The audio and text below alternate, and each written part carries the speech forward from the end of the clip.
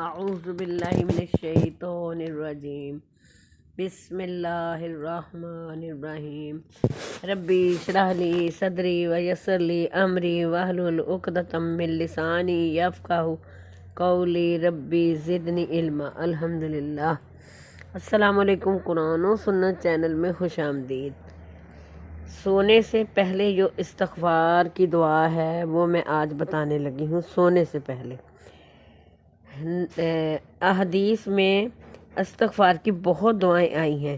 ایک مشہور دعا یہ ہے، اس دعائے استغفار کو کثرت سے پڑھنے کی عادت بنائیں، اللہ اس کے ذریعے رزق عطا فرمائے گا۔ اس دعا کا دوسرا فائدہ یہ بھی ہے کہ نبی صلی اللہ علیہ وسلم نے فرمایا، جو سوتے وقت اس دعا کو 3 مرتبہ پڑھے گا، اس کے تمام گناہ معاف کر دیے جائیں گے، خواہ سمندر کی جھاگ کے برابر ہوں یا درختوں کے پتوں کے برابر یا ریت کے ذرات کے برابر ہوں، دنیا کے ایام کے دنوں کے برابر ہوں، یہ سب گناہ معاف کر دیے جائیں گے اگر سونے سے پہلے یہ 3 مرتبہ دعا پڑھیں۔ دعا استغفار یہ ہے، استغفر اللہ الذی لا الہ الا هو الحی القیوم واتوب الیہ۔ ساتھ میں یہ بھی پڑھنا، اللہم بسمی کا اموت و احیا۔ یہ رات کو سونے کی دعا ہے۔ اس کے بعد یہ استغفار دعا پڑھنی ہے، پھر آیت الکرسی پڑھنی ہے، پھر سونا ہے۔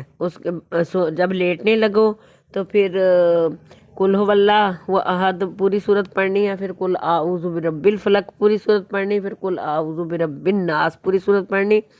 اپنے جہاں تک ہاتھ جائیں وہاں تک اللہ کے رسول نے فرمایا اپنے پہ ہاتھ پھیر لے، پھیر کے سو جائیں۔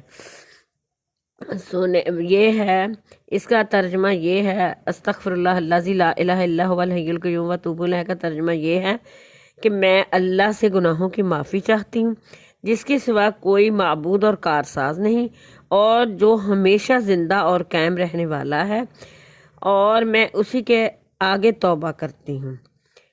اللہ آپ کا حامی و ناصر ہو۔ اللہ حافظ۔